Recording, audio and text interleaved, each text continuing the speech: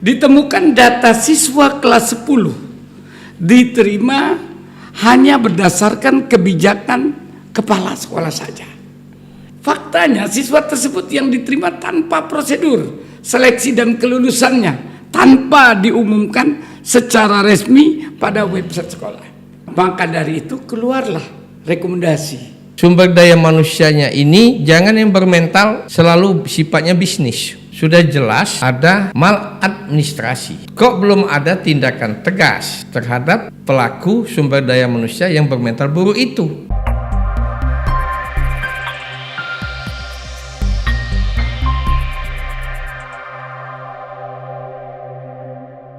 Assalamualaikum warahmatullahi wabarakatuh. Salam sejahtera bagi kita semua. Sahabat Suara Metropolitan, dimanapun Anda berada, hadir bersama kami kembali podcast Suara Metropolitan. Berita akurat terpercaya, fakta berbicara, bukti menjadi dalil, inspirasi daerah untuk Indonesia. Saudara sahabat Metropolitan dimanapun Anda berada, pada hari ini di tengah-tengah kita hadir yang kemarin disebut-sebut pada podcast terdahulu oleh Kepala Lembaga Ombudsman Perwakilan Sumatera Selatan. Beliau ini melewati tahap-tahap dan jenjang-jenjangan yang pada saat beliau menjabat sebagai Kepala Dinas Diknas Provinsi Sumatera Selatan, hal itu tidak terjadi maladministrasi ini. Maka kita sapa dulu. Assalamualaikum warahmatullahi wabarakatuh, Pak Reza. Waalaikumsalam warahmatullahi wabarakatuh. Sehat Pak Wijaya nih. Alhamdulillah sehat. Jadi beliau ini adalah Dr. Andes Rija Pahlepi Magister Manajemen. Pada saat ini beliau ini menjabat sebagai jabatan fungsional utama analis kebijakan ahli utama bidang pendidikan. Ya. Nah, Pak Reza, ya kami apresiasi lah. Jadi bukan hanya kami apresiasi. Kemarin ini Kepala Lembaga Ombudsman Perwakilan Sumatera Selatan ya membandingkan bagaimana pada saat sekarang, beberapa waktu yang lalu ini ada temuan daripada lembaga ombudsman ini, Pak Reza, ya, berupa maladministrasi. Temuan itu yang dilakukan oleh SMA Negeri 2, SMA Negeri 10, SMA Negeri 11, dan SMA Negeri 22. Ya. Nah, temuan maladministrasi ini merupakan hasil daripada pengawasan dan hak inisiatif daripada lembaga ombudsman ini, Pak. Nah, ditemukan sejumlah pelanggaran. Kenapa pelanggarannya ini adalah pertama terhadap petunjuk teknis PDB ya, tahun 2023-2024. Jadi NIS-LAK ini petunjuk teknis pelaksanaan ini baru dibuat, Pak. Nah, kenapa aninya dilihat? Kemudian terhadap kepala sekolah. Nah, ini bidang Bapak ini. Ditemukan data siswa kelas 10 diterima hanya berdasarkan kebijakan kepala sekolah saja. Itu yang kedua, Pak. Kemudian yang ketiga, faktanya siswa tersebut yang diterima tanpa prosedur seleksi dan kelulusannya, tanpa diumumkan secara resmi pada website sekolah. Nah, maka dari itu keluarlah rekomendasi yang berupa tindakan korektif yang wajib dilaksanakan oleh PJ Gubernur Sumatera Selatan. Pertama, Gubernur memberikan sanksi pembinaan terhadap Kepala Dinas, Kabid Dinas SMA, Kabid SMA di Diknas Provinsi ini, Kepala Sekolah. 4 kepala sekolah itu, yang Kepala Sekolah SMA Negeri 2, Kepala Sekolah SMA Negeri 10, Kepala Sekolah SMA Negeri 11, dan Kepala Sekolah SMA Negeri 22. Nah, jadi ini apresiasi yang kami berikan ketika Bapak menjadi Kepala Dinas dulu. bagaimana proses pembinaan Bapak sehingga Bapak bisa tidak terjerat kepada maladministrasi ini. Silakan Pak Rey. Terima kasih Pak Wijaya. Kalau soal bicara pendidikan, kondisi sekarang, Pak Wijaya, sebelum saya menjawab, batin saya rasanya menjerit lihat keadaan ini. Kenapa? Walaupun kalau secara perorangan mungkin nama saya semakin mau bicara tuh mencerah, ya, artinya makin dikenang orang. Iya. Kita bukan sombong. Iya. Saya melihat kalau saya dulu saya terapkan betul bekerja secara ikhlas, tapi transparansi, akuntabel, ya, kemudian berkualitas. Berkualitas apa? SDM-nya dulu, sumber daya manusianya ini jangan yang bermental selalu sifatnya bisnis. Tapi begini Pak Reza. Selain dari itu, saya mengawalinya komunikasi terhadap stakeholder ada keterkaitan. Contoh, sebelum dimulai, saya sama Ombudsman termasuk Komisi 5 langsung koordinasi, saya sampaikan kebijakan terutama Pergub dan Jukdis, Juklak, termasuk jumlah daya tampung kepada mereka. Saya contohkan Ombudsman, untuk mereka bisa mempelajari. Apa yang mereka mau tanya, HP saya 1x24 jam bisa dibuka, bisa dihubungi oleh teman-teman dari Ombudsman. Itu saja mungkin perbedaannya dengan sekarang. Oh, jadi ini salah satu kiat Bapak. Betul. Untuk menanggulangi, untuk mencegah terjadinya maladministrasi, terutama yang dilakukan oleh SDM yang bermental buruk. Tapi begini Pak, dulu ketika Bapak Juklaknis ya, itu kelihatan tidak bermasalah. Tapi sekarang ini rekomendasinya justru bukan hanya memberikan sanksi terhadap kepala dinas, kabid SMA-nya, juga kepada 4 kepala sekolah ini Pak. SMA Negeri 2, 10, 11, 22. Itu kalau dilihat, kami lihat dari rekrutnya itu, ternyata mereka juga orang lama loh Pak. Tapi kenapa ketika Bapak bisa, sekarang kok nggak bisa gitu? Ada apa ini? Kalau saya lihat, ini sebenarnya sudah harus selesai. Karena kejadiannya kan ini Juni di 2023, peristiwa baru ini. Juli berarti kan sudah diumumkan. Itu sudah heboh. Kalau tidak salah banyaknya demo-demo. Ya kan? Agustus September agak reda, ini sampai sudah bahkan penggantian kepala daerah. Dan baru mencuat. Yang kebetulan diumumkan secara terbuka oleh Ombudsman. Nah, saya juga mendengar apa yang disampaikan oleh Ombudsman, kalau tidak salah sempat podcast sejak sini. Betul. Selain dari ada berita secara di medsos menyatakan Ombudsman memberikan pesan ini. Nah, pertanyaan saya, sudah jelas ada maladministrasi.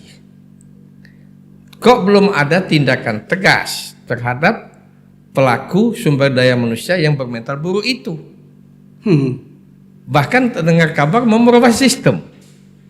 Betul. Nah, harusnya yang merubah sistem itu dilaksanakan soft terapi sanksi, ya dilaksanakan oleh SDM orang-orang yang lain. Baru itu cespleng. Nah, jadi masyarakat ya sangat percaya dengan pendidikan. Kalau begini kan kasihan. Saya katakan dari awal tadi, sedih rasanya batin saya. Saya sudah membina pendidikan sebagaimanapun bentuknya, agar semua orang bisa memilih di mana saja untuk terbaik dari yang baik, tapi akan dihapus dengan artinya melempar batu sembunyi tangan. Itu bahaya di dunia pendidikan. Tidak boleh itu. Tidak boleh. Kemudian begini Pak Reza, bahwa kita kan secara sosiologi, ini dunia pendidikan itu bukan hanya transfer of knowledge, bukan hanya mentransfer ilmu pengetahuan, tapi karakter building. Membentuk karakter, watak, kepribadian. Jadi cerminan kepribadian bangsa itu kita bercermin kepada pendidikannya. Nah, Bapak pensiunnya ketika pergantian kepala dinas bulan berapa Bapak? April 2023. April 2023. Kejadian ini Ya di antara Mei Juni. Mei, Juni. bulan Juni. Bulan Juni. Berarti Bapak baru Pelaksananya bukan saya lagi. Iya, kan berarti 2 bulan. Kok Iya. demikian drastisnya bisa terjadi seperti itu? Menurut Bapak, kenapa itu bisa terjadi gitu? Kembali ke mental sumber daya manusianya. Kalau saya yang memberikan contoh kepada staf-staf kita atau staf saya. Jangan macam-macam untuk melakukan sesuatu. Kita ini selagi masih sehat dan selagi masih dipercaya, hanya satu kata prinsip saya itu Pak Wijaya. Apa? Bermanfaat. Masya Allah. Bermanfaat bagi diri sendiri, bermanfaat bagi keluarga, bermanfaat bagi orang banyak, terutama bangsa dan negara. Oh, inilah yang dikatakan Ya. oleh Kepala Ombudsman Betul. Perwakilan Sumatera Selatan kemarin itu ikhlas. Iya, Ikhlas ya Pak ya. ikhlas. Nah ini kalau andai kata Bapak waktu hal ini terjadi ketika Bapak menjadi kepala dinas, apa yang harus Bapak lakukan? Kalau ini saya sudah tahun keempat melaksanakan ini, Ya, tidak terjadi.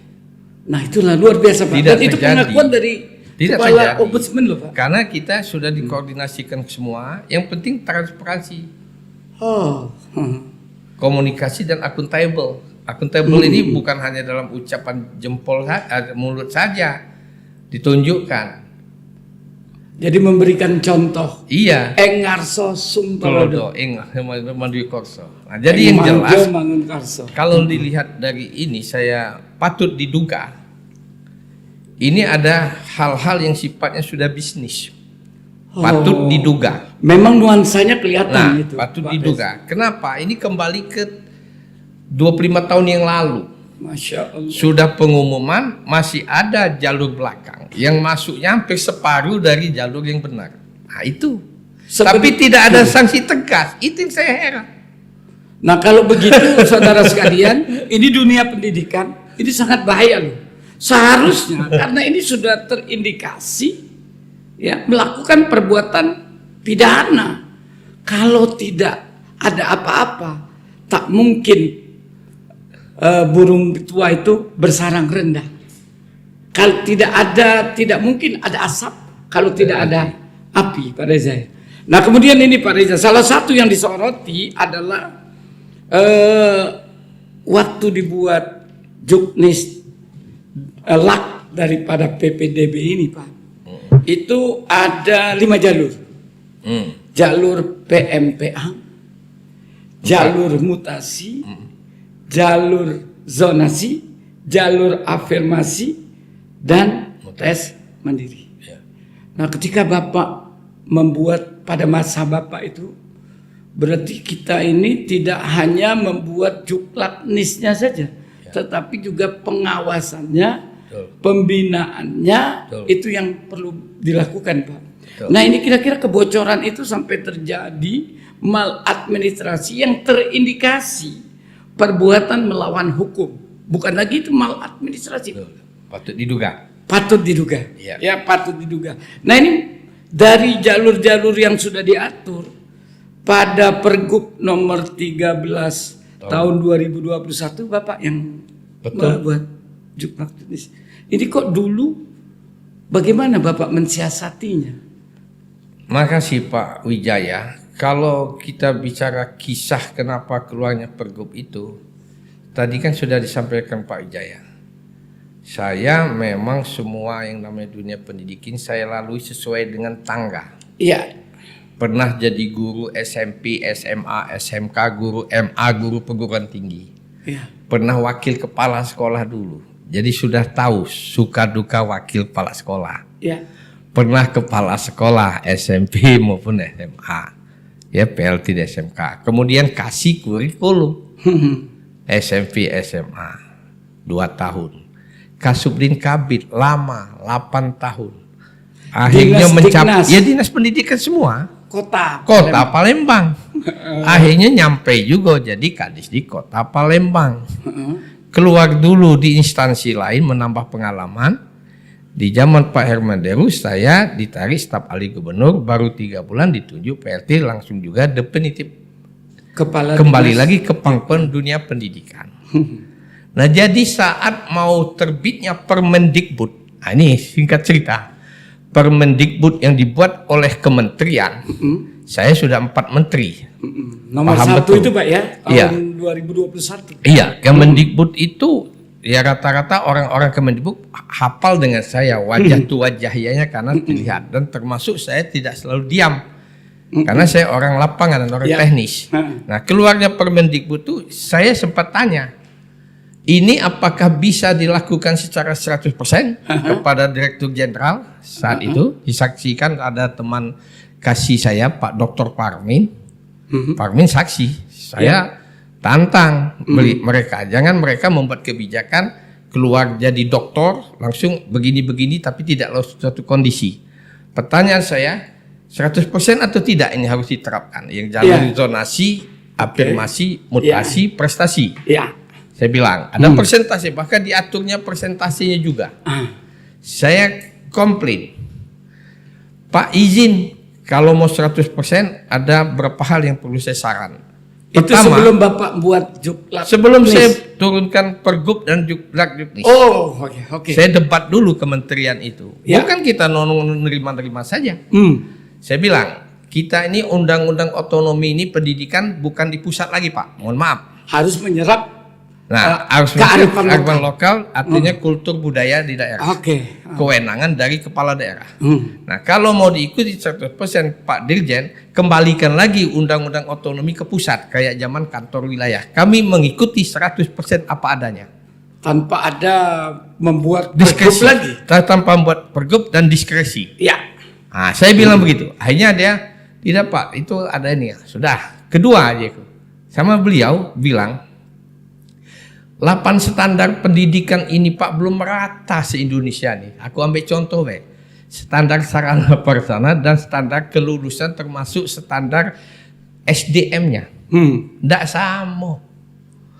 Nah jadi kalau ini mau diterapkan syaratnya pusat harus menyamakan dulu. Artinya apa? Memenuhi dulu 8 standar pendidikan ini.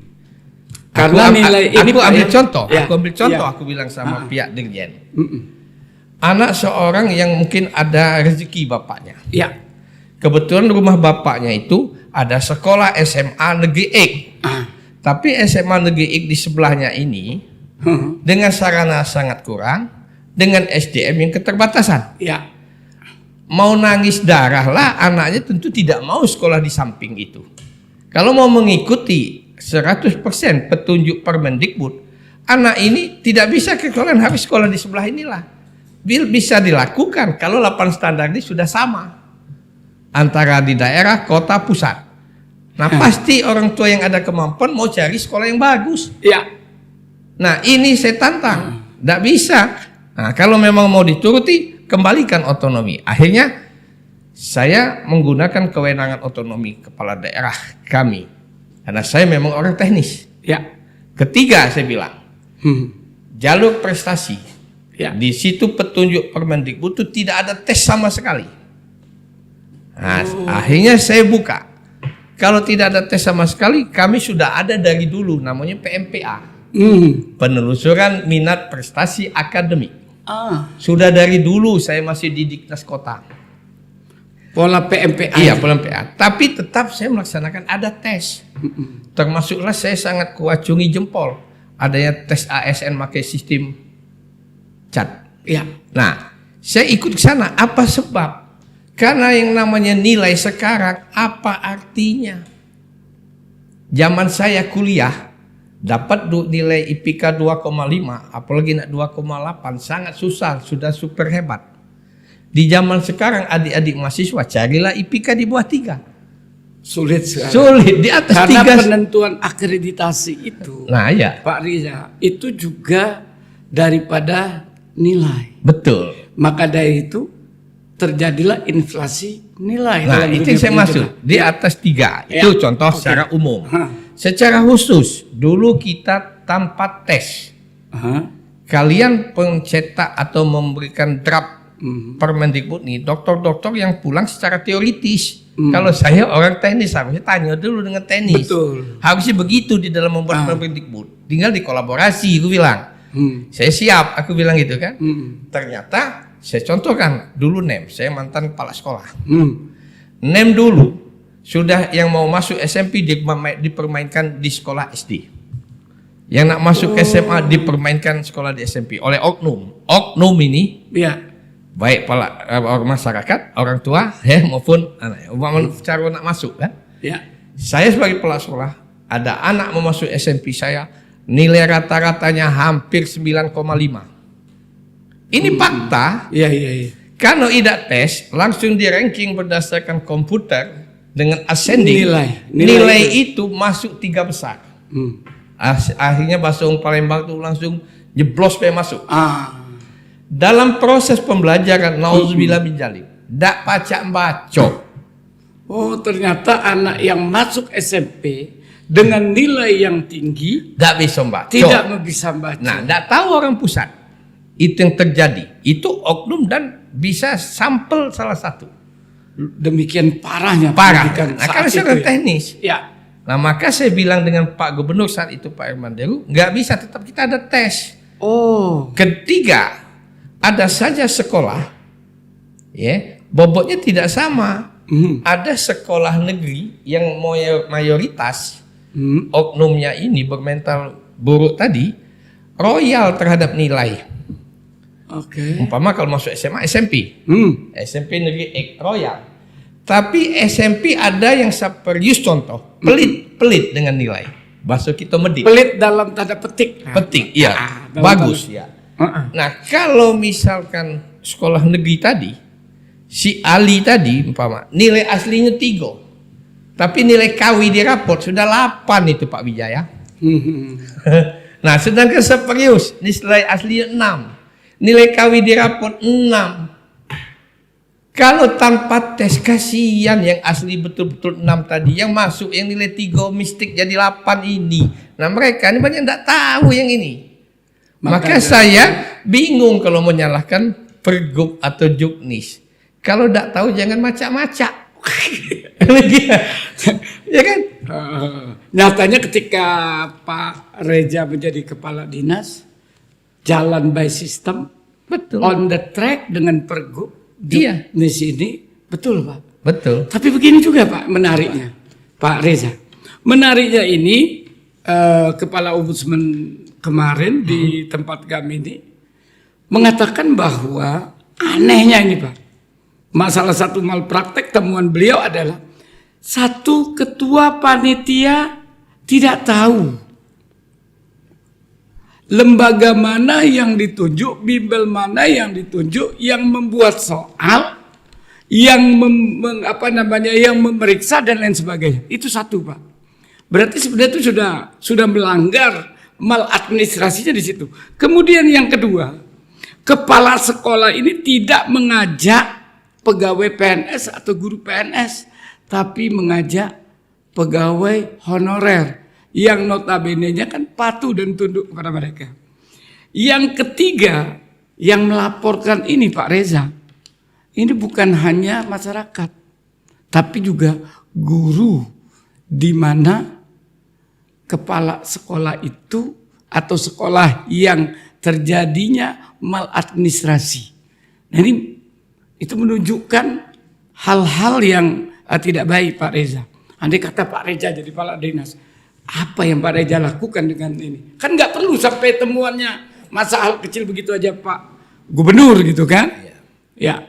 Yang jelas kembali manajemennya. Kepala sekolah itu ada atasan. Ada kasih peserta didik. Oke. Ada kabid SMA atau SMK. Ya. Ada kepala dinas. Ya. Oh, Nah, kita dengan yang namanya kepala sekolah itu kan pembantu kita atau membantu kita di lapangan yang langsung berhadapan dengan masyarakat. betul. Kalau saya, insya Allah tidak terjadi karena kita adakan kepada mereka tuh bukan antara top down, atasan dengan bawahan. Kalau saya tampung aspirasi mereka, keluhan mereka. Misalkan tidak menutup kemungkinan sudah era orang kita kan, Ya. menitip, ya, menitipkan sesuatu untuk bisa anaknya masuk. Ya. Itu sah-sah saja menitip, tapi tidak jaminan harus lulus. Oh, menitipnya kita terima. Terima. Perkara lulus salurkan kita katakan kepala sekolah. Oh. Ya, kalau seandainya mau marah atau ngamuk, ada apa? Kalau kita menitip, ya kan? Ya. Tapi kalau kita ada sesuatu sudah ijon ngambil dulu, nah inilah patut diduga lagi. Oke. Demikian. Ya. Ya. Jadi saudara-saudara sekalian, ini nggak bisa disalahkan bahwa ini karena juklak dan juknisnya. Ini seperti orang benci dengan tikus, lumbung padi yang dibakar. Sangat tepat. Ya kan? Iya. Seharusnya di sini maka top leader ini ada rekomendasi dari PJ Gubernur. Nah, ini kepada Bapak PJ Gubernur, mohon perhatiannya, dunia pendidikan kita saat ini sudah darurat. Ya. Maka dari itu berikanlah sanksi dahulu kepada kepala sekolah ini. Berhentikan jadi kepala sekolah. Kemudian lakukan tindakan. Kenapa ini sampai terjadi? Inilah yang sesuai dengan rekomendasi daripada lembaga ombudsman ini yang mengatakan harus diberikan sanksi terhadap kepala dinas, kepala bidang SMA, kemudian kasih peserta didik. apa namanya Pak? Kasih peserta didik. Kasih peserta didik, kepala sekolah, SMA Negeri 2, SMA Negeri 10, SMA Negeri 11, dan SMA Negeri 22. Jangan sampai Anda mengorbankan itu, dan ini juga sebagai parameter daripada keberhasilan Anda sebagai PJ. Insya Allah nanti Pak Reza, pada saatnya kami juga akan mengundang PJ Gubernur atau yang bisa mewakilnya. Kita lihat nanti, kita undang juga aparat penegak hukum pada podcast kita ini, sehingga unsur-unsur yang seperti ini tidak akan terulang lagi. Nah, jadi Pak Reza, saya kan juga, kami ini mengamati begitu jenjang Pak Reza dan kelihatannya sampai ini pengamatan kami ya, itu berjalan baik. Kemudian penilaiannya, Pak Reza berani membuka diri, mengundang komisi ombudsman, mengundang komisi 5 DPRD, mengundang LSM, Ya. stakeholder, wartawan. Itu sekarang Pak Reza begitu berani. Apa kira-kira kiat Pak Reza sehingga berani? Ini kan kelihatan kesannya tertutup. Ya, kiatnya ya kita bekerja tuh yang namanya kita diberi Allah sehat dan dipercaya oleh pimpinan kita. Ya, kita harus bermanfaat. Bermanfaat terhadap pimpinan kita tuh tidak harus materi. Mengangkat marwah martabatnya saja dengan diiniin oleh masyarakat, dielulukan masyarakat dunia pendidikan dengan kata lain bagus, itu sudah lebih dari uang nilainya. Jadi nilai-nilai kita tidak diukur oleh materi. Materi gitu. Di dunia pendidikan ini jangan betul dimasuki oleh oknum sumber daya manusia yang berorientasi bisnis. Masya Allah. Apalagi politik, hancur.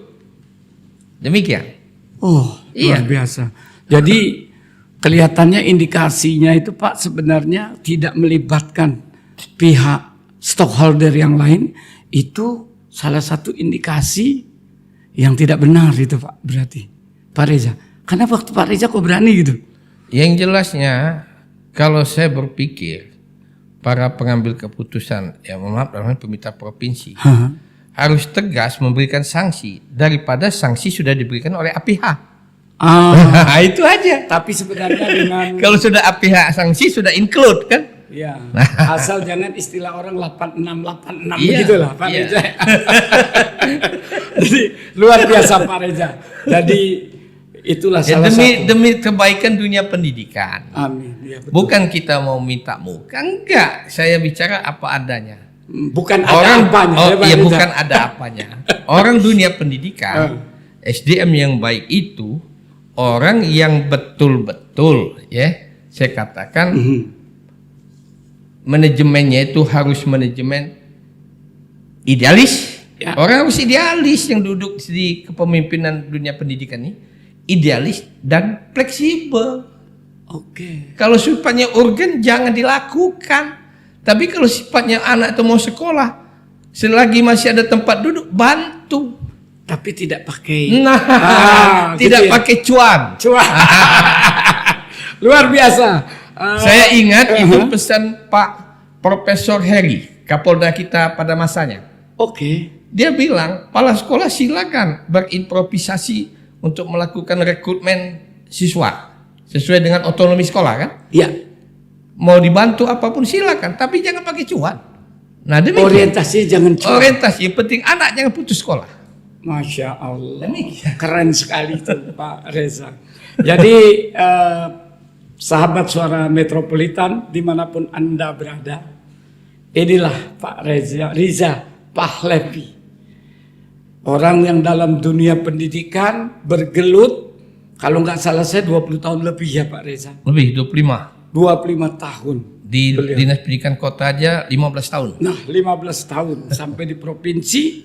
Nah inilah yang, dan itu bukan kami daripada tim redaksi Suara Metropolitan ini saudara-saudara, tetapi ini yang dinyatakan statement oleh Bapak Azhari sebagai Kepala Ombudsman perwakilan Adrian. Oh ya sorry, Adrian.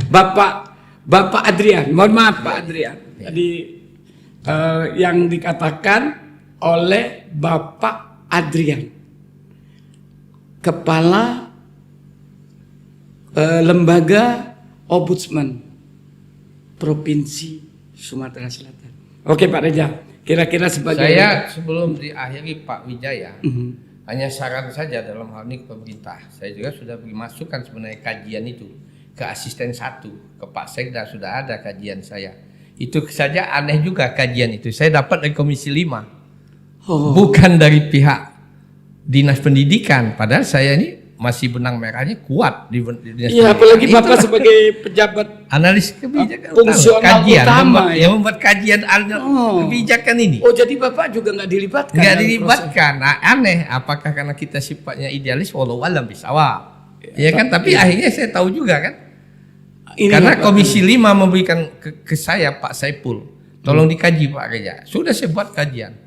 Sudah saya serahkan kepada Komisi 5, ke Ketua DPRD Bu Anita, ke Asisten 1, ke Sekda, ke Pak Wiji. Memang saya tidak kasih, cukup membantu beliau kan yang di bawah kan. Kenapa? Sebaik apapun sistem yang akan dirubah, ya. jika sumber daya manusia masih bermental buruk, ya semegi saja. Oh. Podo ae bahasa Jawa. Sama saja begitu ya. Ya, harusnya dibenahi, di-upgrade dan dibenahi dulu, dievaluasi SDM-nya. Oke. Itu saran. Iya. Sebagai closing statementnya Pak Reza, untuk ini apa yang kira-kira akan Bapak sampaikan?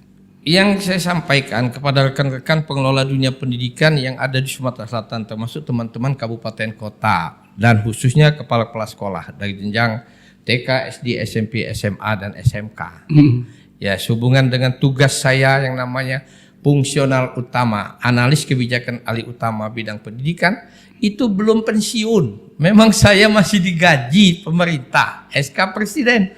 Dan banyak tugasnya orang jelas dan banyak orang memanfaatkan saya.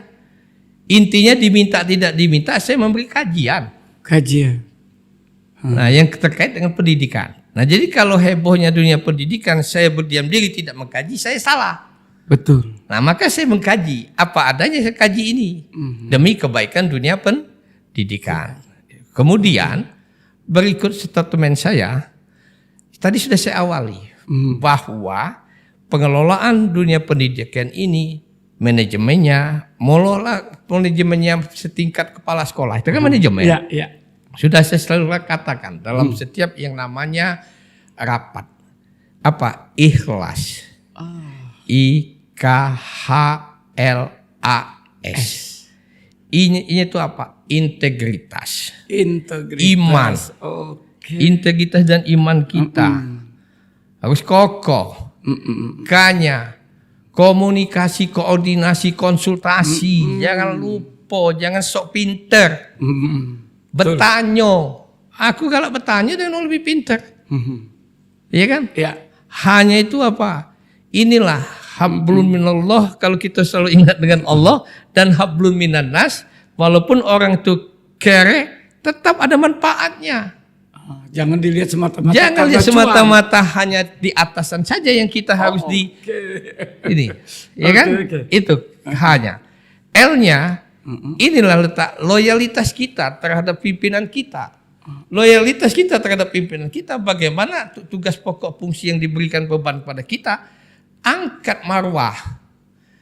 Kasihan marwah dunia pendidikan sudah bagus, mohon maaf, ya semua orang itu bukan kegeeran saya, cek aja kan. Ya. Sekarang pedih hati, apalagi sibuk sistem-sistem yang melakukan kesalahan, semakin diam saja. Ya. A-nya ini adalah amanah. Aman. Nah, amanah itulah harus akuntansi dan transparansi. Sangat aneh, sudah jelas peraturan dalam satu kelas itu 36, mbok ya sudah hampir 50. Oke. Bagaimana anak belajar? Tinggal 1 meter berhadapan dengan papan tulis. Masya Allah. Tidak sehat.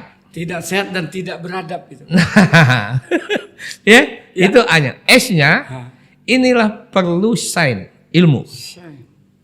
Nah, ilmu ini jangan kaku. Ilmu apa saja kita peroleh. Mogalah dia wartawan, kita tanya. Seperti Pak Wijaya, saya tahu Pak Wijaya ini pengamat sosial, saya sudah kenal 20-30 tahun lalu, 25 tahun yang lalu, dan saya sering diundang. Saya juga mengundang Pak Wijaya. Oke, ya betul Pak. Iya kan? Iya. Nah, jadi hanya satu kata dalam closing saya ini, mari kita ikhlas. Masya Allah. Demikian satu kata pun. Hadirin para pemirsa podcast Suara Metropolitan dimanapun Anda berada, yang kami cintai, Bapak Dr. Andes Riza Pahlavi MM inilah konsep pemikirannya. Di kota, ketika menjadi kepala dinas kota Palembang, diakui leadershipnya oleh wali kota Palembang saat itu Edi Santana Putra. Ketika di provinsi pun aroma-aroma yang mencederai dunia pendidikan tidak pernah kita dapatkan. Oke, saudara sekalian, sama-sama kita nanti dapat bertemu pada podcast Suara Metropolitan yang lainnya. Jangan lupa like and subscribe dan komen. Podcast Suara Metropolitan, berita akurat terpercaya, fakta berbicara, bukti menjadi dalil, inspirasi daerah untuk Indonesia. Terima kasih. Assalamualaikum warahmatullahi wabarakatuh. Waalaikumsalam warahmatullahi wabarakatuh. Terima kasih Pak Reza. Sukses selalu Pak Wijaya.